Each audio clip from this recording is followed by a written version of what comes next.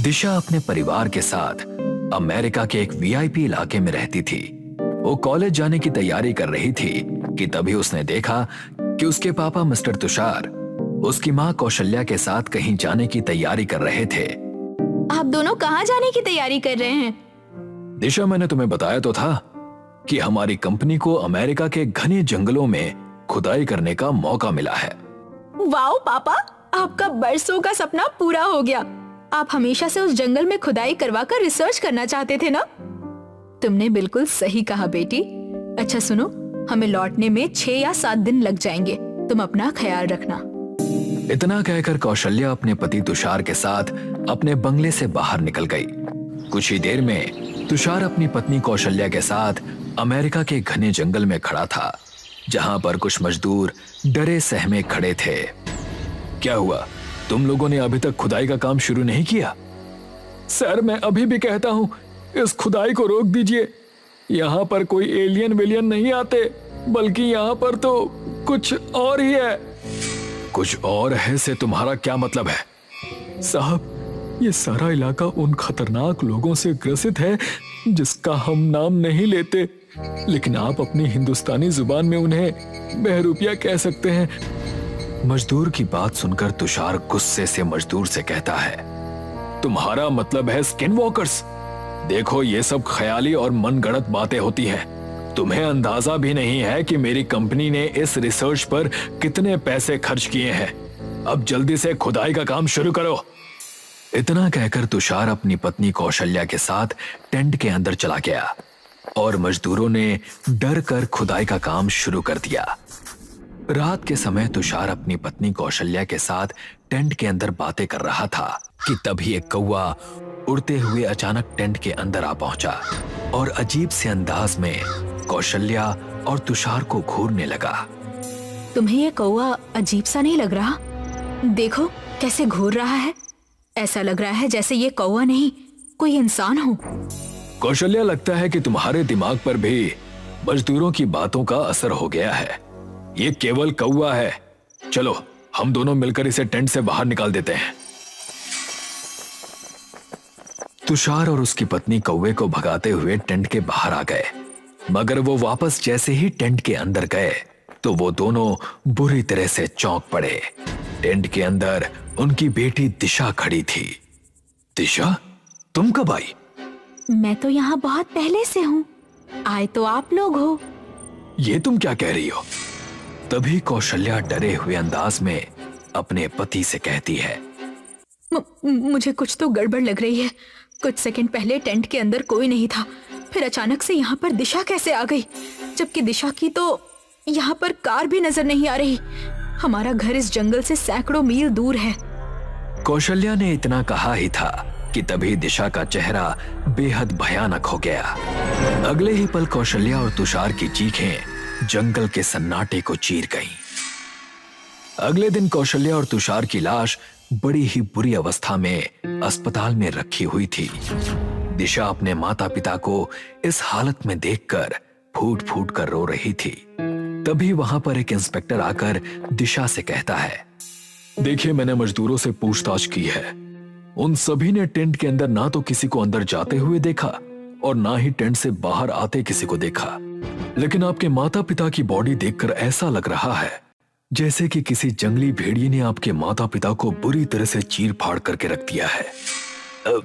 एक बात और है इंस्पेक्टर, दिशा के माता पिता के ऊपर जिस भेड़िए ने हमला किया है वो भेड़िया कोई सामान्य भेड़िया नहीं हो सकता। क्या मतलब है आपका? मतलब ये कि दिशा के माता पिता की बॉडी पर भेड़िए के हमले के जो घाव पाए गए हैं वो घाव बहुत बड़े हैं और ऐसा तभी मुमकिन हो सकता है जब कोई 6 फुट का लंबा भेड़िया हमला करे, और भेड़िए तो इतने बड़े आकार के नहीं हो सकते इंस्पेक्टर। डॉक्टर की बात सुनकर इंस्पेक्टर की आंखें आश्चर्य से फैल गई। दिशा अपने माता पिता का अंतिम संस्कार करके अपने घर आ गई। घर पर उसकी दोस्त तान्या और राहुल बैठे हुए थे। अपने आप को संभालो दिशा। मेरी नजर में अभी भी मॉम डैड का चेहरा घूम रहा है। मेरी समझ नहीं आ रहा कि आखिर अंकल और आंटी की मौत हुई कैसे, जबकि मजदूरों ने बताया कि उन्होंने टेंट के अंदर किसी को जाते नहीं देखा। कुछ तो गड़बड़ है। और वैसे भी दिशा, तुम्हारे मॉम और डैड जिस जंगल में गए थे वो जंगल बहुत ही रहस्यमयी है। कहते हैं कि उस जंगल में स्किन वॉकर्स रहते हैं। ये बात सुनकर दिशा बुरी तरह से चौंक पड़ी। ये कौन होते हैं? कहते हैं कि जो इंसान काले जादू की बहुत ही ऊंची कैटेगरी में पहुंच जाता है तो उसमें एक खास विश क्राफ्ट करने की क्षमता आ जाती है। उस विश क्राफ्ट को करने के बाद वो अपना रूप किसी भी इंसान या जानवर में परिवर्तित कर सकता है। स्किन वॉकर अपने इलाके में किसी का आना पसंद नहीं करते। तभी उन सबके कानों में एक कौवे की आवाज टकराई। उन सब ने देखा कि खिड़की के बाहर एक कौवा बैठा हुआ उन सबको घूर रहा था। उन सभी दोस्तों ने कौवे के ऊपर कोई ध्यान नहीं दिया। तो तुम कहना चाहते हो कि मेरे डैड को एक स्किन वॉकर ने मारा है? दिशा, हालात तो उसी ओर इशारा कर रहे हैं। मुझे लगता है कि तुम्हें प्रोफेसर मार्था से मदद मांगनी चाहिए। उन्हें इन सब बातों की बहुत अच्छी नॉलेज है। वो तुम्हारी जरूर हेल्प करेंगी। दिशा कुछ कहने ही वाली होती है कि तभी फिर से कौवे की आवाज उन सब के कानों में टकराती है। पहले मैं इस कौवे को भगा कर आता हूँ, इसने तो बात करना ही हराम कर दिया है। राहुल खिड़की खोलकर कौवे को भगाने लगा, मगर कौवा वहां से टस से मस नहीं हुआ। राहुल उन दोनों से कहता है, मैं बाहर से इसको भगा आता हूँ। राहुल जैसे ही बाहर गया, अचानक वो कौवा वहां से उड़ गया, मगर काफी देर तक राहुल घर के अंदर नहीं आया। ये राहुल कहाँ चला गया? वो सब छोड़ो, वो आ जाएगा। तुम अभी मेरे साथ प्रोफेसर मार्था के घर चलो। दिशा तान्या के साथ प्रोफेसर मार्था के घर पर चली गई और प्रोफेसर मार्था को सारी घटना बताई। मेरी समझ में नहीं आ रहा कि आखिर मेरे मॉम डैड की मौत हुई कैसे। प्रोफेसर मार्था बहुत गंभीर अंदाज में दिशा से कहती हैं, राहुल सही कह रहा है दिशा, हालात यही इशारा कर रहे हैं। वो इलाका स्किन वॉकर्स का है।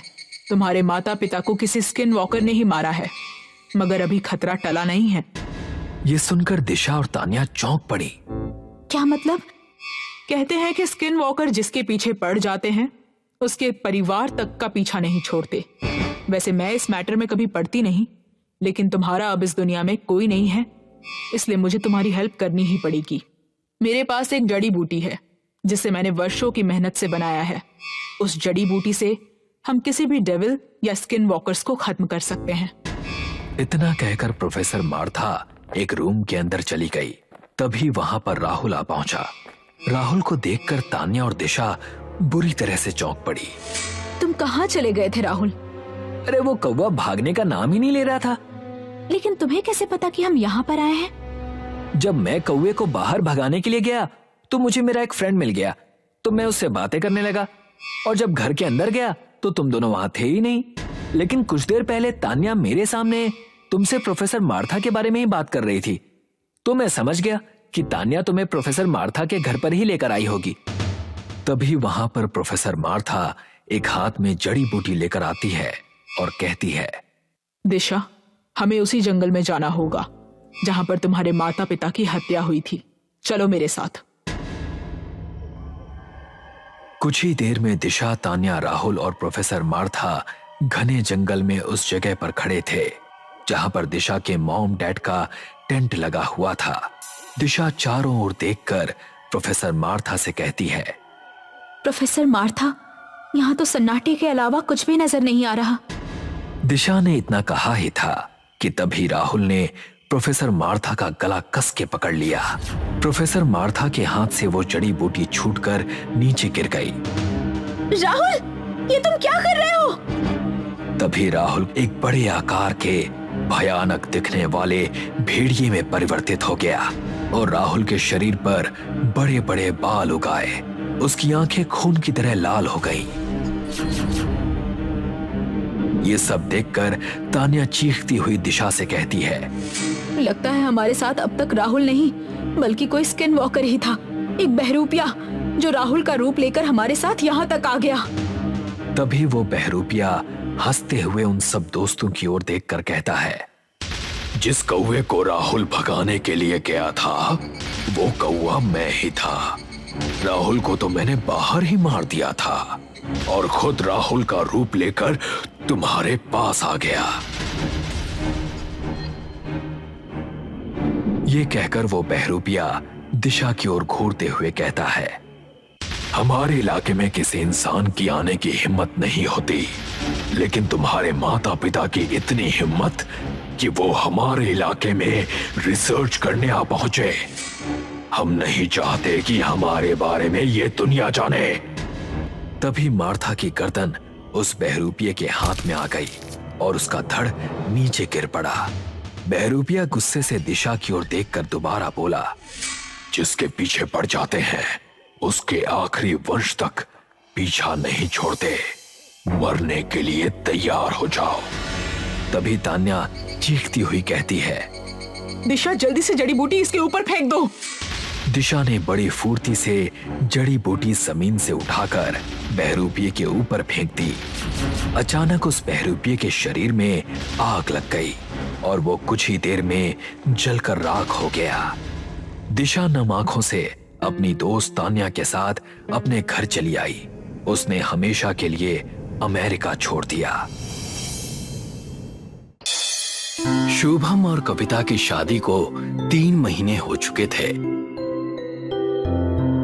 चलो मैं तुम्हें अपनी माँ के पास छोड़ाता हूँ, वो तुम्हारा अच्छे से ध्यान रखेंगी। क्यों? मैं यहाँ क्यों नहीं रह सकती?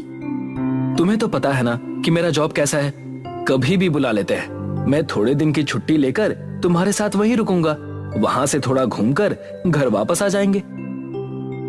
और दोनों शुभम के माता पिता के पास सिरहाड़ गांव चले गए। उनका घर खेतों के बीचों बीच था और दूर दूर तक कोई भी दिखाई नहीं दे रहा था, ना घर और ना ही कोई इंसान। शुभम, मुझे बहुत डर लग रहा है। अरे डरो मत, मेरी माँ और पिता सालों से यहाँ रह रहे हैं, वो तुम्हारा ख्याल अच्छे से रखेंगे। शुभम ने घर का दरवाजा खटखटाया। माँ, मैं हूँ, तुम्हारा शुभम। कविता काफी सहमी हुई थी।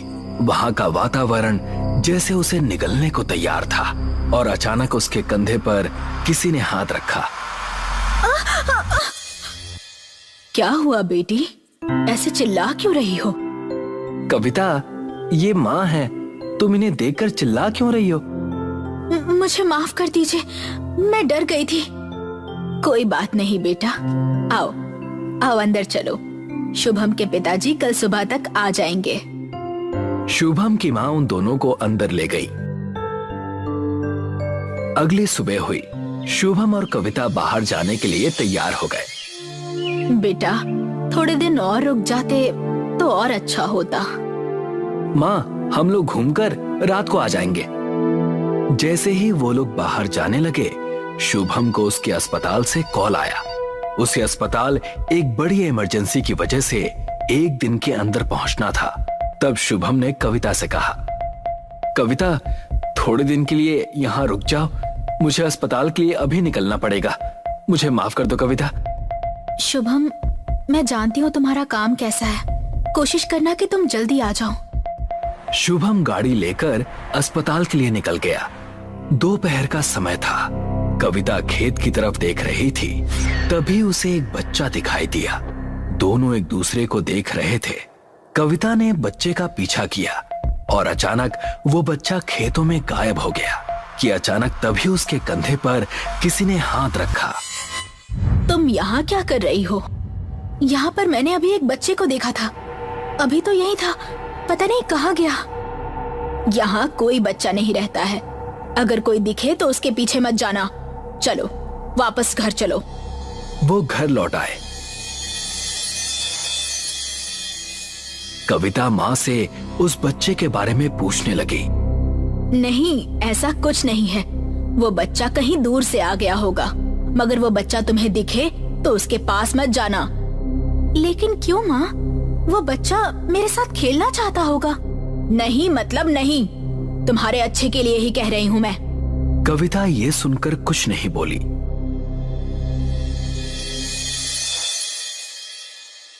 अगले दिन दोपहर के समय कविता ने फिर से उस बच्चे को देखा। ए बच्चे, तुम कहाँ से हो? तुम्हारा नाम क्या है? वो बच्चा कुछ नहीं बोला, बस खेत में भागने लगा और कविता उसका पीछा करने लगी। कहाँ जा रहे रुको, रुक जाओ बच्चे। बच्चा एक जगह रुक गया। उसके साथ एक औरत भी अचानक खेत से निकली, आधी जली हुई और चिल्लाती हुई। मुझे बचाओ कविता, नहीं तो मैं सबको मार दूंगी। कविता, कविता।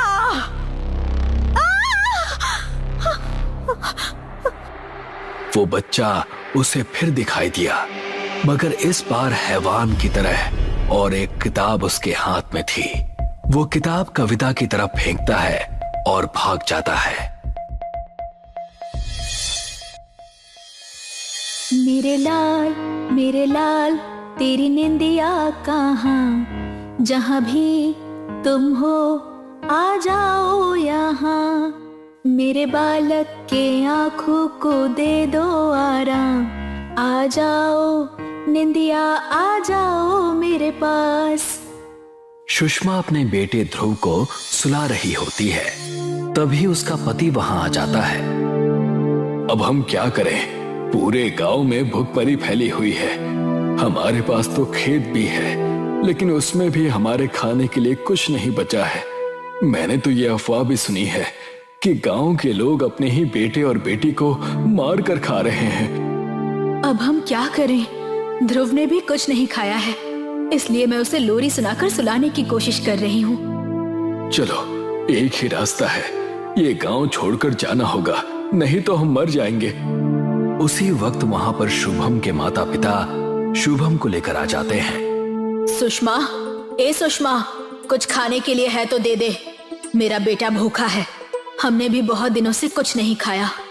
नहीं माँ जी, हमारे पास भी खाने के लिए कुछ नहीं है, इसलिए हम लोग यहाँ गांव छोड़कर किसी दूसरे गांव जा रहे हैं। एक काम करो सुषमा, अपना बेटा ही दे दो।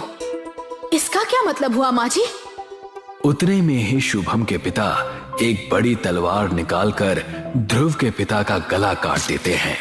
ध्रुव वहां खड़ा होकर सब देखता है कि कैसे ये लोग उसके माता पिता को खा रहे हैं। अब इस बच्चे का क्या करें? माँ, मुझे बाद में भी भूख लगेगी। ठीक है, इसे अगले हफ्ते के लिए छोड़ देते हैं। ये घर भी बड़ा ही अच्छा है, आज से ये घर और खेत सब अपना। जैसे ही कविता ये बुक पढ़कर खत्म करती है, उसके होश उड़ जाते हैं। उसे वो बच्चा और उसकी माँ वापस दिखाई देते हैं। क्या हुआ बेटा, चिल्ला क्यों रही हो? पापा, मैंने अभी यहाँ पर एक बच्चा और उसकी भयानक माँ को देखा। मगर यहाँ तो कोई खड़ा नहीं है, कोई बुरा वहम हुआ होगा।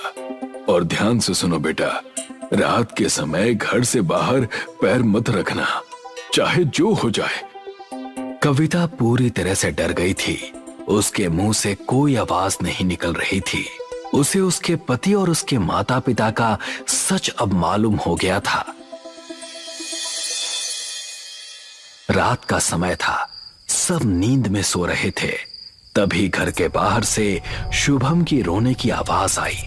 कविता, बचाओ, मेरी मदद करो, बाहर आओ कविता, मुझे ये दोनों मार देंगे, बचाओ। शुभम की आवाज सुनकर कविता बाहर जाने लगी। नहीं कविता, बाहर मत जाना, ये आवाज बस एक छलावा है। शुभम बाहर नहीं है, ये उस चुड़ैल सुषमा और उसके बच्चे की आवाज है। अगर हम बाहर गए तो हम मारे जाएंगे। मुझे बस यहाँ से जाना है। ठीक है बेटा, चले जाना।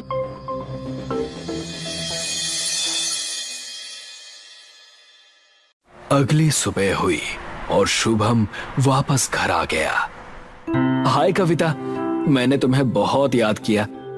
मुझे यहाँ से ले चलो शुभम, मुझे यहाँ नहीं रहना है और मुझे तुमसे भी बहुत सारी बातें करनी है। शुभम चलो, चलो यहाँ से। रिलैक्स कविता, मैं अभी शहर से आया हूँ। मेरे लिए, सिर्फ मेरे लिए एक दिन और रुक जाओ प्लीज। कविता शुभम को देखकर उसकी बात मान लेती है। रात का समय होता है और खेत से आवाज आती है। कोई है? मेरी मदद करो, मेरा बच्चा और मैं भूखे हैं। औरत की आवाज सुनकर सब घर में जाग जाते हैं। आप लोग यहीं रुकिए, मैं बाहर जाकर देखता हूँ। नहीं, कोई बाहर नहीं जाएगा, ये उस चुड़ैल की आवाज है। हाँ शुभम, कल भी ऐसी ही आवाज आ रही थी, जाने दो। क्या तुम लोग अभी भी भूत प्रेत पर विश्वास करते हो? मैं जाकर आता हूँ। शुभम दरवाजा खोलकर खेत की तरफ जाने लगा। खेत में पहुंचते ही वो उनके सामने से गायब हो गया। उसे ढूंढने के लिए सब घर से बाहर आए। सब खेत में शुभम को ढूंढने लगे। पिताजी, बचाओ, बचाओ! जैसे ही खेत के अंदर वो लोग पहुंचे, एक जोरदार बिजली कड़की। उसमें उन्होंने देखा कि शुभम का सर बिजुका के सर पर लगा हुआ था और वहां पर ध्रुव उन्हें देखकर हंस रहा था। सुषमा शुभम के पिता का गला पकड़ लेती है और धड़ से अलग कर देती है। सर काटा था ना मेरे पति का, अब क्या हुआ?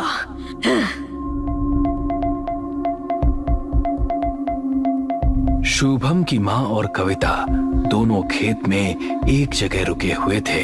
अचानक ध्रुव शुभम की माँ के कंधे पर हाथ रखता है। बेटा, मुझे माफ कर दो। मैंने जो तुम्हारे परिवार के साथ किया उसके लिए मुझे माफ कर दो। माफ कर दो? कैसे माफ कर दो? कभी नहीं।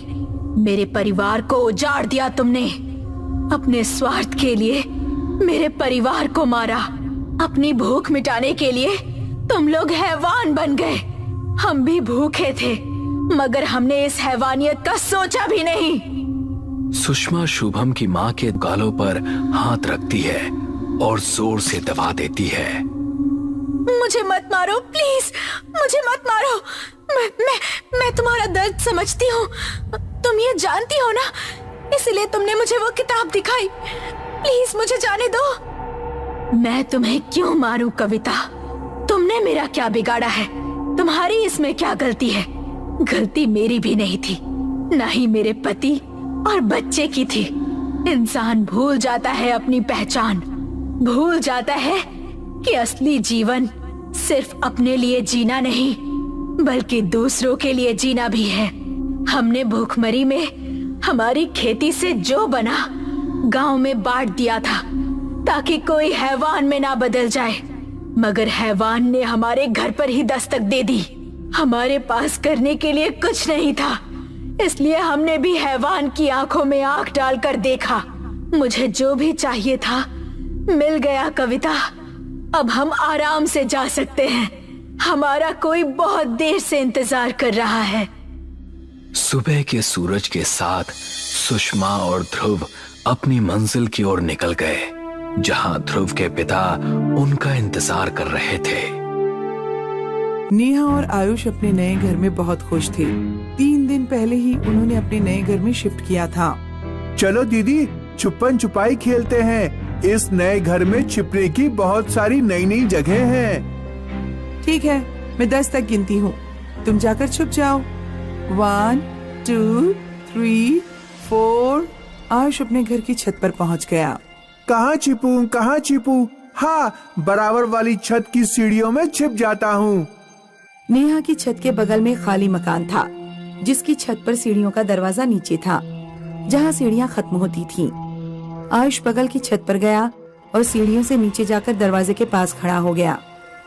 मैं आ रही हूँ, मुझे पता है तुम कहाँ छुपे हो।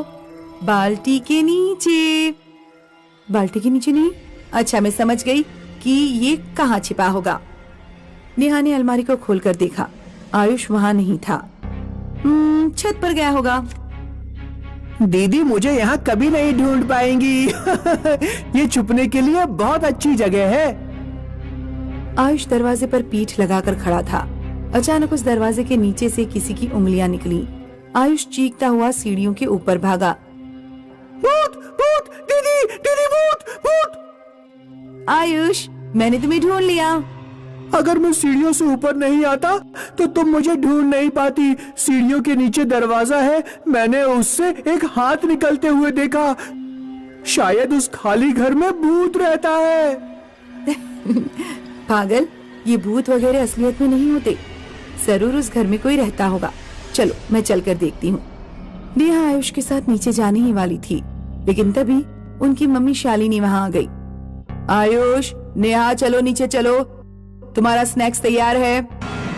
अगले दिन रात को आयुष और नेहा के घर की लाइट चली गई। गर्मी में नींद नहीं आ रही। मम्मी, लाइट कब आएगी? आ जाएगी बेटा, बस कुछ दिनों की बात है। जब पापा घर आएंगे तो इन्वर्टर लगवा लेंगे। अभी जब तक लाइट नहीं आती तब तक तुम दोनों जाकर खेल सकते हो। आयुष और नेहा रात में ही छुपन छुपाई खेलने लगे। पिछली बार मैं डैन बनी थी, इस बार तुम बनो। ठीक है, मैं 10 तक गिनता हूँ। 1 2 3 4। नेहा छत पर पहुंची। बगल वाली छत की सीढ़ियों में जाकर छिप जाती हूँ। आयुष वहाँ मुझे नहीं ढूंढ पाएगा क्योंकि उसे लगता है कि वहाँ कोई भूत रहता है। नेहा बगल वाली छत की सीढ़ियों से नीचे उतरकर दरवाजे के सहारे खड़ी हो गई। मैं आ रहा हूँ। हाँ, जाओ। अचानक दरवाजा खुल गया। अरे, क्या ये दरवाजा बंद नहीं था? नेहा अंधेरे में उस घर में घुस गई। घर के अंदर अंधेरे कमरे में नेहा को किसी की आवाज सुनाई दी। डार्क रूम में किसी औरत की भयानक आवाज। इधर आओ बबली, मेरे पास आओ। क्या तुम मेरे साथ छुपन छुपाई खेलोगी? बबली? मेरा नाम बबली नहीं, नेहा है। कौन है वहाँ पर? यहाँ आओ, कमरे की तरफ। नेहा डरते डरते अंधेरे कमरे में चली गई। कमरे में एक भूतनी खड़ी थी जिसके सिर में दर्जनों चाकू घुसे हुए थे। नेहा बुरी तरह चीखते हुए सीढ़ियों की तरफ भागी। जल्दबाजी में सीढ़ियां चढ़ते हुए उसका पैर फिसल गया। भूतनी ने पीछे से नेहा का पैर पकड़ लिया। डरो मत, मेरे साथ छुपन छुपाई खेलो। भूतनी नेहा को पकड़कर मकान के अंदर खींचने लगी, लेकिन तभी आयुष वहाँ आ गया और नेहा का हाथ पकड़कर तेजी से चिल्लाने लगा। मम्मी, भूत! मम्मी बचाओ! मम्मी जल्दी यहाँ आओ! हाँ, ये तो आयुष और नेहा की आवाज लगती है। शालिनी तुरंत दौड़ती हुई छत पर पहुंची। उसने देखा पड़ोस वाली छत पर आयुष नेहा को सीढ़ियों के ऊपर खींच रहा है और नेहा के माथे पर खून बह रहा है। मेरी बच्ची! शालिनी तुरंत नेहा को लेकर हॉस्पिटल पहुंची और नेहा के माथे पर पट्टी बंधा कर लाई। जब शालिनी घर लौट रही थी तो शालिनी के घर के सामने रहने वाली कमला आंटी ने उससे पूछा, शालिनी, क्या हो गया नेहा को? ये सिर पर पट्टी कैसे बंधी है? ये दोनों हमारे मकान के बगल वाली छत पर छुपन छुपाई खेलते हुए सीढ़ियों के नीचे चले गए थे। ये कह रहे हैं कि इन्होंने वहाँ किसी भूतनी को देखा। घबराहट में नेहा भागी और गिर पड़ी। तुम्हारे घर के बराबर में जो मकान है वो पिछले 12 साल से खाली पड़ा है। वहाँ अपने बच्चों को कभी मत जाने देना। उस घर में एक माँ और एक बेटी का साया भटकता है। माँ और बेटी का साया? हाँ, इस मकान में 12 साल पहले मोनिका नाम की लड़की रहती थी। वो शादीशुदा थी और उसकी एक बेटी भी थी, बबली। रात में मोनिका का हस्बैंड पीयूष जब भी घर आता तो मोनिका को किसी के साथ बातें करते हुए पाता। उसे शक हो गया कि मोनिका का किसी के साथ चक्कर चल रहा है। मोनिका और पीयूष में अक्सर लड़ाई होती थी। एक दिन पीयूष बहुत खराब मूड में ऑफिस से घर लौटा। जब उसने मोनिका को फोन पर बातें करते देखा तो उसका खून खौल गया और उसने चाकू से मोनिका और अपनी बेटी बबली की हत्या कर दी। पीयूष इस समय उम्र कैद काट रहा है। मोनिका और बबली की आत्मा इस घर में भटकती है। शालिनी ने छत पर एक ऊंची दीवार खिंचवा दी ताकि नेहा और आयुष बगल की छत पर कभी न जाए।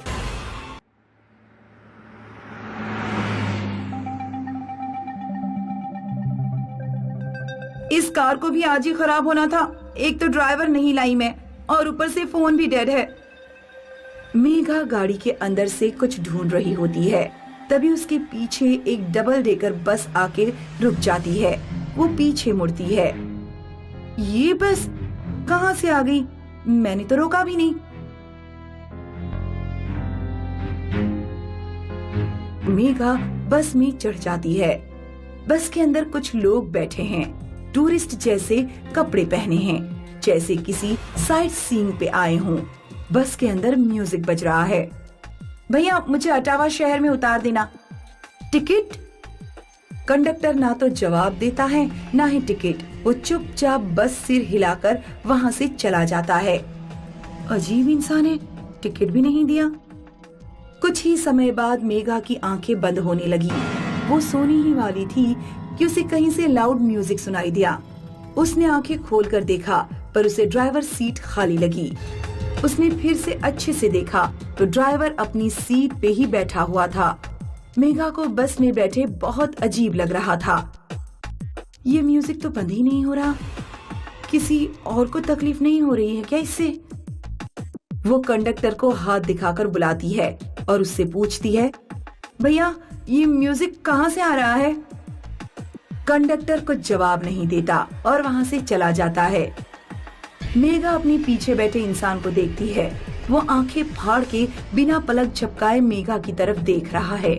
मेघा थोड़ा डरे हुए उससे पूछती है, ये इतना लाउड म्यूजिक कहाँ से आ रहा है? ऊपर पार्टी हो रही है। रात के 12 बजे, वो भी एक चलती हुई बस में? कैसी पार्टी है ये? तुम्हारी मौत की। एक्सक्यूज मी, ये आप क्या कह रहे हैं? इतना कह के वो इंसान उठकर ऊपर चढ़ने लग जाता है। धीरे धीरे हर पैसेंजर ऊपर चला गया। अब बस ड्राइवर और मेघा बच गए थे। मेघा को बस में बैठे हुए काफी टाइम हो चुका था और अभी तक वो शहर नहीं पहुंची। उसने बस ड्राइवर से पूछने का सोचा, ड्राइवर भाई साहब, हम कहाँ पहुँचे हैं? ड्राइवर सीट पर बैठे हुए अपना पूरा सिर घुमाकर मेघा को देखकर भयानक तरीके से हंसता है। कौन हो तुम? हे भगवान, मैंने ये क्या देख लिया? मेघा की ऊपर पहुंच के आंखें फटी की फटी रह जाती हैं। उसने देखा कि वहाँ पार्टी चल रही थी, पर कोई ऐसी वैसी पार्टी नहीं, बल्कि भूतों की पार्टी। किसी भूत का सिर कटा हुआ था तो किसी भूत के हाथ, कोई भूत आग में जला हुआ था तो किसी भूत का चेहरा छिला हुआ। ये क्या हो रहा है? मेघा जब ये बोल रही होती है तभी वो कंडक्टर अपने नुकीले नाखून वाले हाथ से मेघा को आगे लेके आता है। कंडक्टर की आंखें पूरी सफेद हैं। नहीं, मुझे जाने दो, प्लीज जाने दो। सारे भूत मेघा को चारों ओर से घेर के नाचने लग जाते हैं। मेघा जोर जोर से चिल्ला रही थी, गिड़गिड़ा रही थी, पर भूतों की पार्टी के शोर की वजह से उसकी आवाज कोई नहीं सुन पाया। मेघा किसी तरह भूतों के चंगुल से निकलकर नीचे भागती है। मेघा नीचे पहुंचती है और बस का ड्राइवर अपना सिर उल्टा करके बस चला रहा है। नहीं, मैं ऐसे नहीं मरने वाली, नहीं। कहाँ जाना है?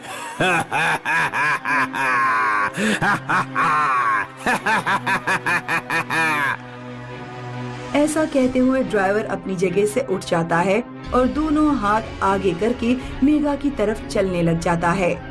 ऊपर से एक एक करके सारे भूत नीचे आ जाते हैं और सब मेघा की तरफ भागने लग जाते हैं।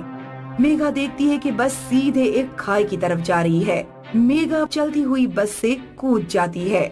मेघा बस से कूद के जख्मी हो गई और वो उस सुनसान रास्ते में हैरानी से उस भूतिया पार्टी बस को आगे जाते हुए देख रही थी।